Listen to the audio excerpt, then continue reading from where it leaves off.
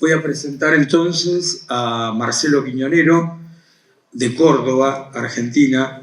Él es cordobés nativo, nació en Córdoba capital, doctor en artes y licenciado en grabado, egresado en ambas carreras en la Universidad Nacional de Córdoba, que hoy comentaba Laura, que es la universidad más vieja de la Argentina.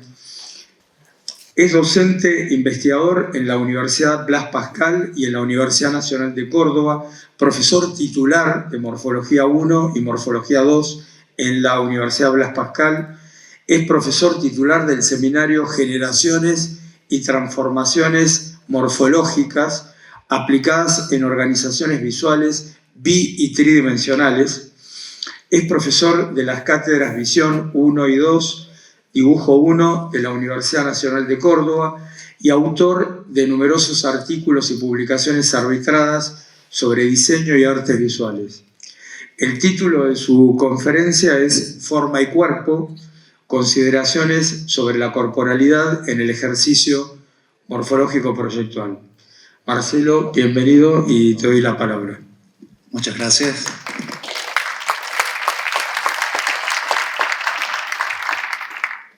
Bueno, vamos a comenzar esta presentación con algo quizás rudimentario, poco ambicioso quizás en el inicio, ¿no? Bueno, aquí está el título de la ponencia y ahí aparece claramente forma y cuerpo. Dicho esto, en términos todavía modestos, cuerpo en un aspecto bastante antropológico, primario, y forma aplicada en esos términos de la organización y de la discontinuidad espacial, ¿no? Y ver qué pasa con el cuerpo cuando se hace. Porque el interés de la presentación de hoy tiene que ver con eso que sucede entre el problema de partida y el resultado. Hay algo ahí en medio que suele ser poco atendido y que es un poco de lo que nos vamos a ocupar en esta presentación. Voy a leer una pequeña intro para ir a las cuestiones, pero decimos que la continua redistribución y renovación de las diferentes áreas del saber inevitablemente impactan en la didáctica y el ejercicio proyectual. Ejercicio proyectual aquí acotado principalmente a la actividad diseñil y eventualmente el arte o las artes. En la dinámica que caracteriza estas actividades, la formalización universitaria que se ocupa de los estudios de carácter aplicado, o sea, diseño, arte, arquitectura, puede atender a la interfaz que conecta el saber con el hacer. Y el hacerlo habilita o habilitaría la posibilidad de acrecentar nuestra conciencia en el hacer. Esa es la clave y es nuestra hipótesis fundamental. Entonces de acá desprendemos algunas cuestiones. Por ejemplo, decimos que la formalización universitaria, que se ocupa de los estudios de carácter aplicado, como estos que decimos, diseño, arte, arquitectura, puede atender el saber en el hacer. En tal sentido, tal formalización propedéutica es o sería formalizante. Esta sería como una hipótesis. Entonces, hay una primera pregunta. ¿Qué consecuencias tiene contemplar esta formalización formalizante? Sobre todo si ponemos el foco en la mediatización de la conducta proyectiva. Mediatización es un término que usa un investigador conocido, Gaston Breyer, y que vamos a, de alguna manera, aprovecharnos también de ese concepto. Por otra parte, decimos que los sucesivos desarrollos instrumentales implican nuevas técnicas operativas y con ellas el reacomodamiento de las conductas corporales. Entonces preguntamos, ¿qué consecuencias tiene para la actividad proyectual estas nuevas técnicas operativas y tal reacomodamiento corporal? Todo este complejo de vitalidad implicada o eventualmente desimplicada, ya veremos por qué, está conectado con la multiplicidad y multidimensionalidad de respuestas que pueden surgir como parte de las resoluciones productivas y resolutivas en diferentes ejercicios propuestos en estudios de diseño. En tal sentido, esta consideración la convierte también en asunto de interés pedagógico en la articulación de los programas universitarios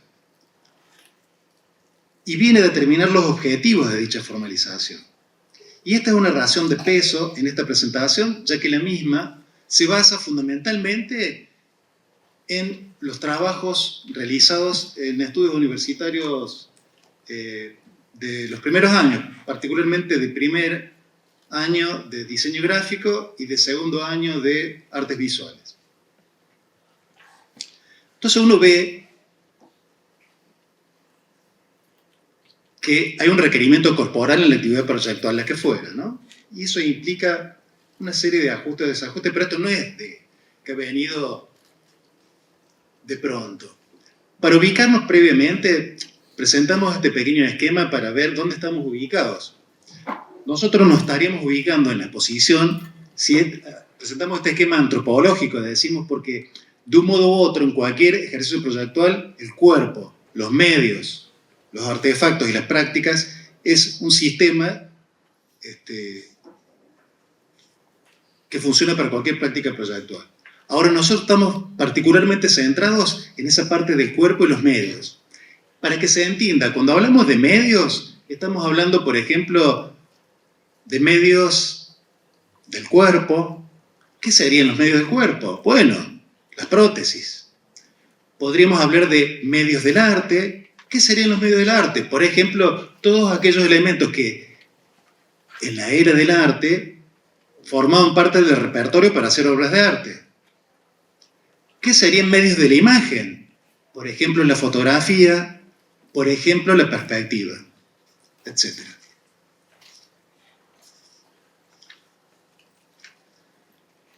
Lo que nos vamos a ocupar es, como una primera instancia, de lo que sería el cuerpo implicado. Este cuerpo implicado, en principio, tendría que ver con algo que pasa en esta fotografía. De todos esos cuerpos que hay ahí, hay varios cuerpos, como verán. Hay un cuerpo que es del modelo, otro cuerpo que es los cuerpos de quienes dibujan. Incluso estaría un cuerpo que no tiene cuerpo también ahí, en principio, o habría varios cuerpos que no tienen cuerpo. Serían los cuerpos de papel hechos en el dibujo. Y hay otros cuerpos, otros sujetos ahí, que están inscritos en el texto o que están por fuera del texto. Por ejemplo, quien tomó la fotografía,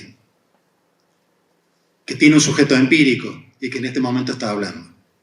Nosotros nos ocuparíamos en principio, a ver si se ve aquí, de un cuerpo como ese.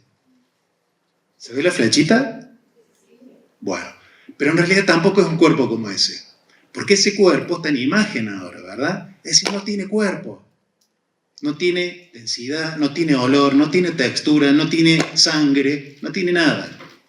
El cuerpo real es un cuerpo presente que tiene todo eso que acabo de decir y mucho más. De ese cuerpo nos estamos ocupando. Digo por las dudas porque vamos a presentar imágenes, pero esas imágenes no tienen cuerpo.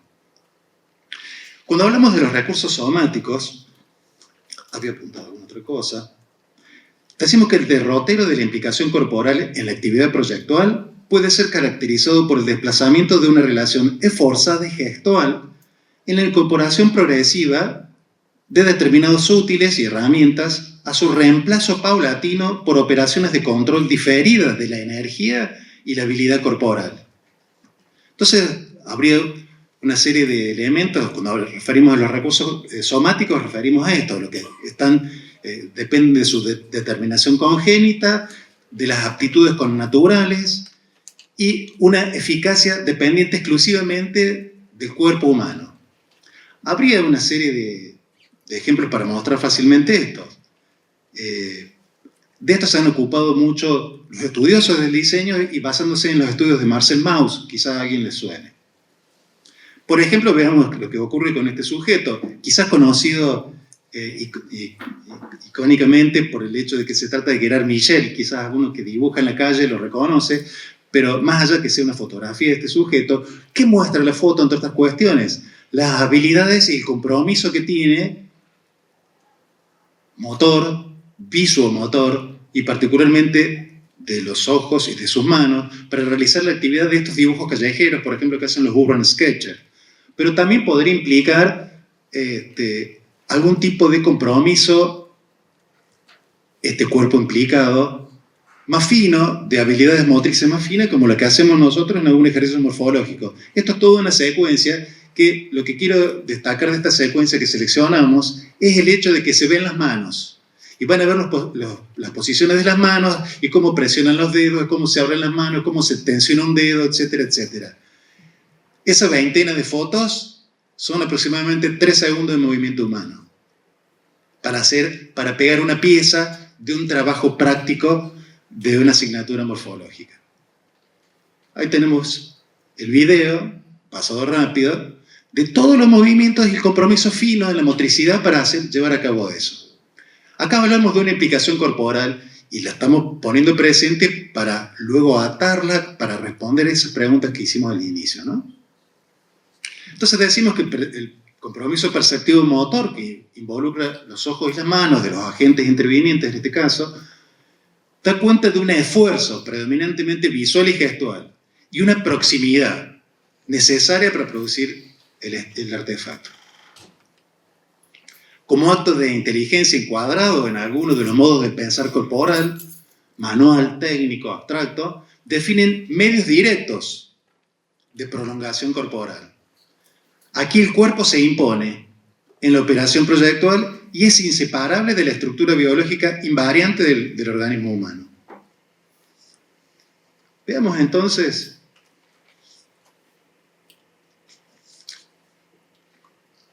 continuemos un poco con este itinerario corporal, ¿no?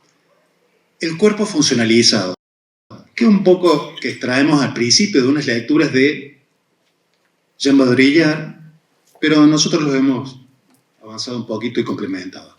Pero hablaríamos de una serie de recursos que ya desimplican el compromiso perceptivo motor del sujeto que realiza la actividad proyectual e implican el reacomodamiento o actualización de las conductas corporales asociadas a su determinación congénita.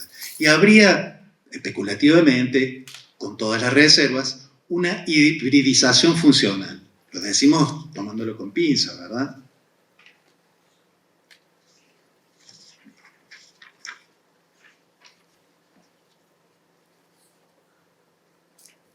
La diversidad de intersecciones técnicas que surgen en este despliegue han legado el repertorio de máquinas ópticas, máquinas perspectográficas, máquinas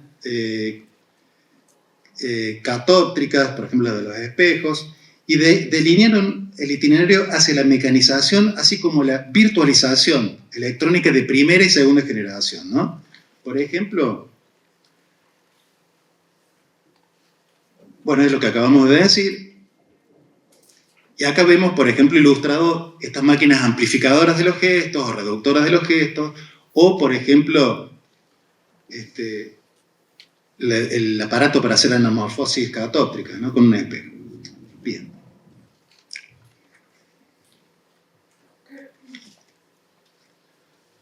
Acá vemos, por ejemplo, un conjunto de imágenes que ilustran la actividad proyectual en principio diríamos, un oficio diseñadores en una parte, arquitectos por otra, donde vemos distintas posturas que reclaman la acción proyectual en función de las herramientas y cómo se usan los instrumentos y herramientas.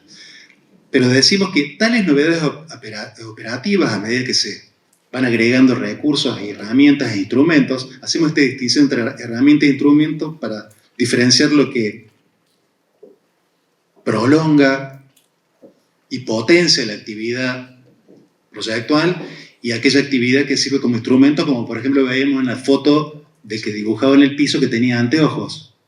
El anteojo era un instrumento, ¿no? Dicho de paso, ¿no? El anteojo con todo lo que significa el anteojo. Piensen que antes del siglo XV no había gente que usara anteojos y cómo estarían condicionada cualquier tipo de actividad. Y todo lo que significó después para amplificar, a partir del desarrollo de los lentes, para amplificar y acercar lo lejano y agrandar lo pequeño. Telescopios y microscopios. Bien. Tales novedades operativas implican el reacomodamiento o actualización de las conductas corporales asociadas a su determinación congénita, habíamos dicho, y acá vemos también cómo este avance ahora con los distintos dispositivos. Acá se ve, por ejemplo, claramente, hay una imagen de abajo aquí, como directamente es las extremidades de los dedos lo que se usa. Ya hay un montón de compromiso corporal que ha sido dejado de lado, digamos, o ha sido reemplazado por otra forma de energía almacenada. Entonces es inevitable conectar, y esto es una tesis fuerte, conectar el impacto de tales novedades con los modos corporales que se adoptan y adaptan, su vinculación con los renovados modos de proyectar y los aspectos formales de los proyectos resultantes. Hay algo que se dijo ayer que lo conecto con esto, ¿no? Me refiero que es una tesis fuerte porque lo que estamos diciendo acá, que todo este compromiso corporal y estas transformaciones sucesivas afectan no solo los modos, sino los proyectos resultantes. Es una tesis fuerte, ¿no? Decimos a la desmembración funcional, apropiándonos un poquito de Baudrillard, porque suena un poco raro, le corresponde un cuerpo interfaz humano-máquina gestada por entidades contrapuestas. Bueno, el ordenador tiene su forma de energía almacenada y nosotros tenemos nuestra propia forma de energía, que minimizan el esfuerzo corporal y maximizan el control periférico de los dispositivos. Esta circunstancia define medios indirectos ahora, no directos como eran los otros, de proyectación como extensión vicaria del cuerpo en el registro. Entonces, ponemos claramente esta dicotomía o esta distinción, ¿no? Una cosa es la energía corporal y otra cosa es la energía almacenada, pero ahora estamos hablando que en la actividad proyectual esto funciona de alguna manera como un híbrido o hibridizando, metafóricamente dicho esto, ¿no?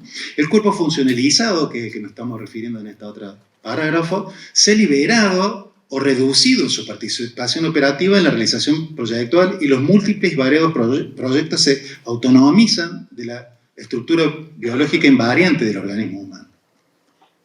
Bien. ¿Para qué nos interesa hacer toda esta presentación o esta parte del compromiso corporal? Para ocuparnos de qué pasa entre los problemas de partida y la resolución final del problema. Es algo que suele ser muy poco atendido y que tiene que ver con eso que hemos puesto allí entre corchetes, de ese saber en el hacer. En principio, decimos que las primeras aproximaciones para la instrumentación específica en el planteo y resolución de problemas tiene la corporalidad invariable como punto de partida para la reflexión proyectual. El modelo de la ductilidad para adaptar e integrar datos heterogéneos, aspectos paradójicos y contradictorios, es uno de los muchos modelos con los cuales la teoría de la invención trabaja. Es lo que hemos puesto ahí en ese esquema. Y hemos agregado ya ahí esto de saber en el hacer. Eso que pasa cuando uno quiere resolver o resuelve problemas. Entonces acá empieza a tallar esto de la mediatización, ¿no? Que refiere Breyer. ¿Y a qué refiere, por ejemplo? A esto de poner tiempo como actividad frente a la inercia, como reflexión, como experimentación frente al automatismo, la inmediatez proyectiva, la inercia, el hábito, la costumbre, o hiperestimulada por los medios de los dispositivos que retienen la atención de manera bastante sorprendente. Incluso yo suelo preguntarle a mis alumnos, ¿tienen esas aplicaciones? Che, ¿cuántas horas pasan en los dispositivos, en las redes sociales? Suelen pasar hasta 12 horas diarias. Entonces, la estrategia es pensar, ¿qué pasa ahí? ¿Cómo resolvemos esto que pasa en medio? Entonces, ahora sí, quería hacer un pequeño paréntesis también. Cuando hablamos de la apertura y de utilidad, perdón, estamos acá, nutrida en el hacer por hacer, o mejor en resolver problemas antropológicamente innecesarios, ¿no? Para nutrir nuestro saber en el hacer. Fíjense, por ejemplo, yo recordaba cuando escribíamos el artículo, en el siglo XV hubo una gran demanda por parte de los príncipes de construcciones edilicias, ¿no? Y resulta que era tal la demanda que había una necesidad, una inquietud para ver cómo se veía, cómo lucía. Lo que hoy, la previsión de eso. ¿Quiénes eran los que tenían esa capacidad para poder hacer eso de dar a ver a los príncipes cómo iba a lucir su edificio? Los orfebres, los ebanistas. Y si uno diría, ¿qué hacían estos sujetos? Bueno, hacían con sus manos y con las habilidades que tenían lo que hoy llamaríamos maqueta. Suele decirse que el origen de esta parte de la actividad arquitectónica y de la actividad arquitectónica tiene su origen en la orfebrería. Suele decirse, entre otras cosas, por ejemplo, que Le Corbusier era orfebre. Bien. Entonces, bueno, habíamos visto lo de la mediatización que nos interesaba fundamentalmente. Y entonces ahora esto lo conectamos con la formalización en los estudios de carácter aplicado, que eran las preguntas del inicio de nuestra exposición. Era conectar esto del saber como conocimiento necesario, eso que formaría parte del repertorio de autores y de elementos que uno debe aprender y saber para poder hacer, para dar lo que decimos una respuesta adecuada en términos hermenéuticos y de ser buenos intérpretes de los antecedentes. Y el pensar a hacer, esto si uno lo toma desde el punto de vista de Breyer, sería decir pensar a hacer, es tomar conciencia, es dar cuenta de una respuesta innovadora, es esto que tiene que ver con lo que se puede hacer. Todo esto para acrecentar nuestra conciencia en el hacer. Pero el foco nosotros lo tenemos puesto en lo que pasa entre la consigna y el resultado final. En ese saber en el hacer. ¿Qué pasa cuando uno está haciendo? ¿Qué está aprendiendo? ¿Qué están aprendiendo cuando ustedes hacen? Entonces ponemos como ejemplo un ejercicio morfológico que hacemos en Morfología 1 de primer año, de un estudiante, donde acá se ve también que hay un uso de un ordenador, hay un repertorio de papeles seleccionados como una previsión, y acá se ve, en este video, cómo ha pasado o transcripto el diseño a un cartón y empieza a llevar a cabo una actividad motriz fina, pero también que implicó el compromiso en la utilización de herramientas digitales y también implicó el compromiso en la utilización de herramientas analógicas, digamos así. Y acá vemos un avance, por ejemplo, de ese mismo trabajo, ¿no? Donde vemos que también acá empieza a articularse esa motricidad fina y ese compromiso corporal donde el cuerpo debe estar comprometido en esos términos, esforzadamente, y a la vez el empleo de otros recursos tecnológicos. Bueno, ahí se ve la sombra. Vemos el trabajo cómo quedó, por ejemplo. Un ejercicio elemental, sobre todo ¿con qué? Con papel. No necesitamos, porque casualmente para resolver problemas necesitamos papeles y vernosla con ese problema. La otra parte se resuelve muy fácilmente. Lo que nos interesa acá, y es lo que ha rescatado la alumna en función de algunas cosas que hemos hecho, la alumna se llama María Emilia Salomón, una alumna de primer año de esa carrera de diseño gráfico. Bueno, decimos que los resultados consisten en artefactos experimentales que condensan un entramado pluridireccional de respuestas a variados problemas, porque acá hay cuestiones somáticas, posturales, técnicas, morfológicas, sintácticas, cromáticas, todas puestas en ese ejercicio y que surgen de problemas de partida. ¿Y qué hizo esta alumna? Elaboró, luego de que hizo el trabajo, es decir, ese pensar a hacer, esa reconstrucción de qué aprendí, qué hice que no había hecho, elaboró su propio decálogo. Y entonces, esto lo hizo ella, yo lo he transcriptado acá, y fue haciendo el decálogo porque no hay una solución. No todas las personas pegan igual, no todas las personas cortan igual, no todas las personas incluso resuelven morfológicamente igual. Sin embargo, esta reconstrucción le hizo tomar conciencia sobre el hacer para resolver ese problema. Sigo con el decálogo, estas son las otras cinco partes. Y con sus propias recomendaciones que incluso pueden servirle a terceros. Pero eso surge de la experiencia del hacer. Y es un saber en el hacer obtenido. No lo decimos en la consigna, no decimos peguen con esto, corten con esto, etcétera, etcétera. Y esto mismo lo aplicamos ahora en esa otra materia que estoy a cargo, que es visión 2, pero que es una morfología, en definitiva,